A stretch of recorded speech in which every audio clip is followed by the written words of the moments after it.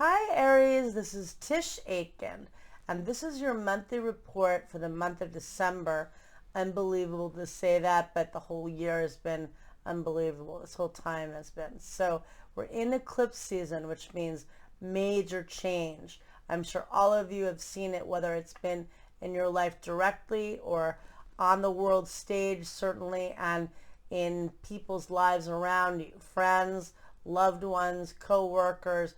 A lot of loss, a lot of endings. There was a lunar eclipse that took place on November 19th at 27 degrees of the fixed earth sign of Taurus in your house of value and money and income. And that lunar eclipse lasted for 3 hours and 28 minutes. So the longest eclipse since February 18th of 1440. And that did entail a lot of loss, a lot of release and letting go. Lunar eclipses often bring things to light and make us see things in a way that we never have before. And for you, trying to see what is blocking you or releasing the blocks to how you can be creative, how you can raise your skill set and your resources and have value and add value to your world as well as to others' world. But this eclipse was intense, and we're still in eclipse season in the month of December, and we've got Neptune, which is the planet of imagination, selfless love, creativity, as well as deception, delusion, and escapism. Neptune stations direct on December 1st at 20 degrees and 24 minutes of the mutable water sign of Pisces in your house of dreams and the unconscious mind. And you feel that energy 5 days before. So the last 5 days of November and the first 5 days of December. And this could bring light to things that already with eclipses, because they're so revealing and they do bring things to light for us, Neptune can definitely uncover hidden information. For you, it could be things that have been buried internally for a long time, or maybe you're getting very acute messages from your dreams, prophetic messages. Maybe you're connecting with people that have passed over. Pay attention, write down the messages, and work with manifesting work and get sleep, because you will need rest with this energy. And then we have a solar eclipse that takes place on December 3rd at 11:43 p.m. Pacific Standard Time, and on December 4th at 2:43 a.m. Eastern Standard Time at 12 degrees and 22 minutes of the mutable fire sign of Sagittarius. And that new moon eclipse occurs in your house of hope and manifesting and belief systems, as well as travel and teaching and learning and adventure. And new moon is always a time to set intentions. This is a new moon on steroids. Work with manifesting in any way that speaks to you. And I will be doing videos about manifesting. I'll be writing more about it. But there's so many great tools to do so. You can even have a bunch of oranges in a bowl. I know some say either it's 9 or 11 and they get hung up on the number. I just think that oranges are really prosperous, and they raise the vibration. And I was doing that a lot last year. I'd have a bowl of oranges out. I would eat them as well, but it would just raise my energy and just felt very prosperous and creative. And there's so many tools you can do to bring in manifesting into your life. Journaling, working with crystals in different ways, working with clear quartz to hold your intention. But definitely do something, write down your intentions, be specific, and I would do something, look up a new moon ritual for the sign of Sagittarius. Again, for you, it's in the house of hope and manifesting. If there is some kind of a meditation you can listen to that brings you to that space, listening to music, walking in nature, whatever it is, go for it. And do the law of abundance. I will write down the instructions. On November 6th, Mars forms a helpful sextile to Pluto at 6:41 a.m. Eastern Standard Time, and that's really good for getting things accomplished. It's good for you for tackling things at work, financially, good for doing emotional work, but good for you for financial endeavors. And then on November 7th, Mercury, which is the planet of communication, forms a challenging square to Neptune at 10:16 a.m. Eastern Standard Time. That could bring miscommunication or misinterpretation of people's words or of your own words. It's excellent, though, for doing manifesting work. And so if you're working on your own, doing journaling, writing down things you want to manifest, listening to meditations, and however you manifest, so many different ways, but doing creative work, creative writing. On I'm already feeling Neptune. On December 7th, later in the day, Mars, which rules your sign, squares Jupiter at 10:21 p.m. Pacific Standard Time, and on December 8th at 1:21 a.m.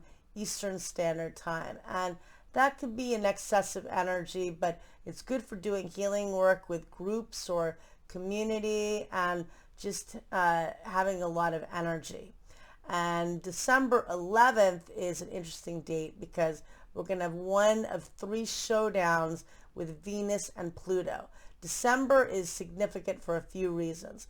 First of all, because it is eclipse season and we see so much change occur, so many pivots in our lives and in other people's lives occur during eclipses, and they occur every 6 months and they occur in pairs. And so we have the solar eclipse at the beginning of the month, the Neptune stations, an outer planet stationing direct.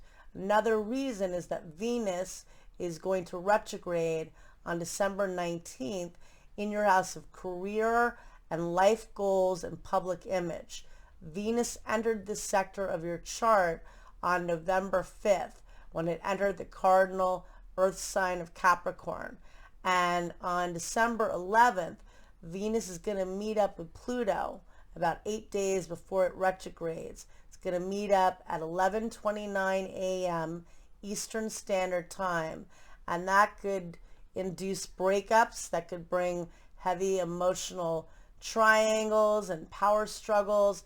It could be very intense and passionate and romantic. There is that element of it, definitely, but it has that Catherine and Heathcliff stormy component to it, and often can be very emotionally painful at times. And Venus is going to be in Capricorn for 4 months in its entirety because it entered on November 5th and it exits on March 6th of 22. And again, it's in your house of life goals. So reassessing how you're more productive in accomplishing whatever it is in your life. Definitely, I think your career is under the radar with this in terms of really re-evaluating what you want to accomplish. If there are things you weren't able to do when Saturn was in this area of your chart. And Venus is going to set off by degree December of 2018, because that's where Venus stations direct on January 29th at 11 degrees and 4 minutes of Capricorn, where it was in December of 2018, early January of 19. And it also retrogrades at 26 degrees of Capricorn, where Pluto stationed retrograde in April of this year, and that's the planet of transformation, and also setting off where a lot of release has been going on for all of us, and Venus and Pluto will meet up 2 more times, but that's very emotionally intense. Mercury, which is communication, forms a helpful sextile to Jupiter at 2:24 p.m. Eastern Standard Time, and that could help to bring positive communication. People will be feeling very emotionally triggered. And then later, the sun squares Neptune at 10:21 p.m. Pacific Standard Time, and on December 12th at 1:21 a.m. Eastern Standard Time. And that could uncover more deception, or it could definitely bring more endings and dissolve things. It could be very good for doing healing work, but it's going to be very emotional energy. And just recognizing that will be emotionally intense. On December 13th, Mars, which is the ruler of your sign, the planet of action and passion and initiative, enters the mutable fire sign of Sagittarius at 4:53 a.m. Eastern Standard Time, and it will be there until January 25th of next year. And it's transiting in your house of manifesting and hope and adventure, and it's very exuberant and optimistic. And although it does rule Scorpio in ancient astrology, it's more of a painful placement. So now it's more about getting things done, learning, promoting, teaching, and having adventures. So it's exciting. Maybe you're doing some travel with this energy. And also on that date, Mercury, which is the planet of communication, enters the cardinal earth sign of Capricorn at 12:52 p.m. Eastern Standard Time. It's going to be in your house of career and life goals and public recognition until January 2nd, when it enters Aquarius, but it will retrograde in the middle of January in the sign of Aquarius, and by the end of January it's going to re-enter the late degrees of Capricorn in your house of life accomplishment and life goals. So it'll be there through then it re-enters Aquarius in the middle of February. So this also is giving you a time to reassess what you want to accomplish, how you can do so through communication and partnering with others, because relationships in so many different facets of our life are so significant. And for you, they are in many different regards, but definitely professionally. And then on December 18th, Mercury squares Chiron, the wounded healer. And Chiron has been transiting on and off in your sign of Aries since the spring of 2019. And then let's see here. And then there is a full moon that takes place at 11:36 p.m. Eastern Standard Time at 27 degrees and 29 minutes of the mutable air sign of Gemini.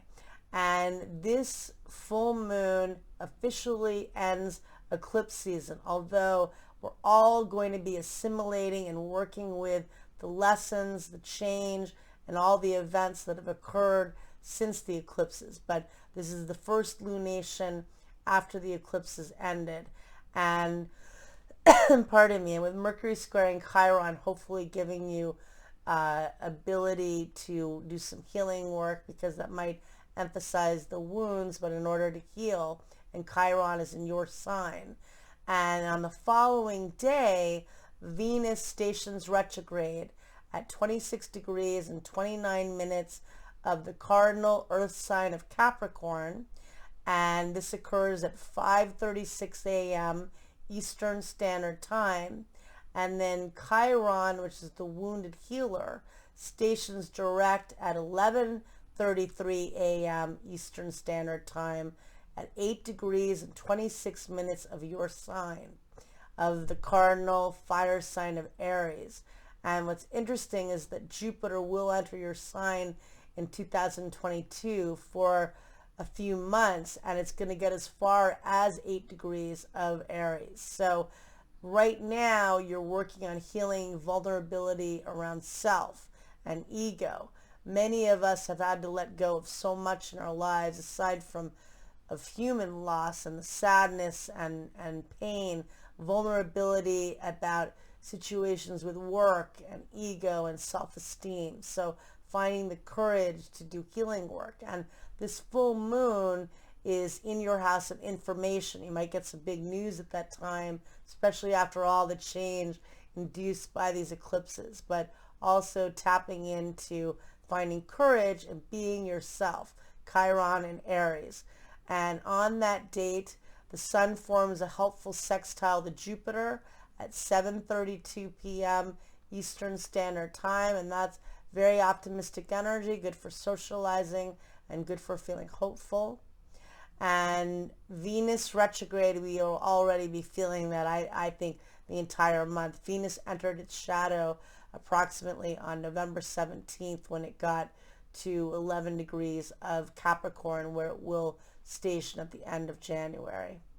And then on December 20th, Mercury, which is the planet of communication, forms a helpful trine to Uranus.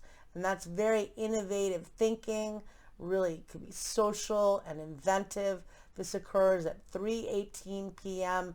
Eastern Standard Time, and that could be very good for you for financial and professional opportunities that come out of the blue, unexpected windfalls, and very innovative thinking, good for brainstorming with others and being creative. On December 21st, it's the winter solstice, and the sun enters the cardinal earth sign of Capricorn at 10:59 a.m. Eastern Standard Time, and you now have the sun, Mercury, and Venus all transiting in your house of career and accomplishment, and the sun will be there until January 19th and adding light to that area, and you shine wherever the sun is transiting. And then on December 24th, Saturn, which is how you anchor goals and how you build structures in your life, forms the third of three squares to Uranus, the planet of brilliance and chaos. And this occurs at 2:17 a.m. Eastern Standard Time. Those are both the rulers of the sign of Aquarius, and we're in the new age of Aquarius. Saturn and Jupiter met up at the first degree of Aquarius on the winter solstice of 2020, and Saturn and Uranus have squared each other 3 times. This is the third and final time at 11 degrees and 5 minutes of the fixed sign. Saturn in Aquarius, Uranus in the sign of Taurus, but it'll impact all of the fixed signs if you have planets within 9 to 13 degrees of Taurus, Leo, Scorpio, and Aquarius. But for all of us, we feel the tension of building a completely new world because so many structures have come down, and Uranus is so unpredictable, and Saturn is very rigid and wants structure, so they don't love being in conflict with one another. On December 25th, Mars forms a helpful trine to Chiron, the wounded healer, which is in your sign, and that could bring optimistic energy, but I will say that Venus and Pluto meet up a second time, and they meet up at 7:02 a.m. Eastern Standard Time, and that can be very intense regarding relationships. It does fall in your house of career, but in many different ways it's going to carry through for all of us with our relationships and partnerships and family and dealing with loss and dealing with depression perhaps, and trying to find the tools to empower yourself with that energy. On December 26th, Mercury forms a helpful sextile to Neptune, which is the dream. You could come up with very creative ideas at work. On December 28th, Jupiter, which is the luckiest planet, changes signs and enters the mutable water sign of Pisces at 11:09 a.m. Eastern Standard Time. It's going to be in Pisces until May 10th. Then it enters your sign until October 28th when it re-enters the sign of Pisces. And then it re-enters your sign on December 20th of next year, and will be there for a few months until it goes on to joining Aries. But the fact is that you have it transiting in Pisces in its dignity by ancient astrology in your house of dreams and healing and manifesting. Really creative, really good for doing healing work and for manifesting whatever you want to manifest. Really good energy. And then when Jupiter enters your sign in May 10th until October 28th, that opens up a lot of doors for you. That is an excellent cycle for relationships, for business opportunities, whatever it is. So that's exciting. And on December 29th, Mercury meets up with Venus at 5:27 a.m. Eastern Standard Time. Venus is retrograde in Capricorn. That could be intense, but it could be a good energy for reevaluating things that you need to fix professionally and what you're trying to get accomplished. And on December 30th, Mercury meets up with Pluto at 4:54 a.m. Eastern Standard Time, and that can be very intense. There can be power struggles, but it's really good for doing research and getting things done if you are doing work that day. Conversations could be really, people could really be challenging each other. But if you're trying to do healing work and get to the bottom of things and be honest with an individual, if you're trying to do research, that's an amazing aspect. And on that date, the moon enters the mutable fire sign of Sagittarius, and that's optimistic energy. It goes void of course on January 1st at 3:16 a.m. Eastern Standard Time with a squared Neptune. That shows the directionlessness and the loss that we're all feeling and how do we get out of this. Yet it also shows a preview of Jupiter in Pisces, which is surrendering and suspension of disbelief and believing in the infinite possibility of the imagination. And on January 1st, the sun forms a very innovative trine to Uranus at 4:50 a.m. Eastern Standard Time. And I'm going to take that to say that that shows that 2022, inventive, innovative, and about working with the imagination and suspension of disbelief, but not losing yourself, grounding yourself, because we could get lost. We're not going to get lost. Thank you, Aries, and have a very happy new year, and good luck.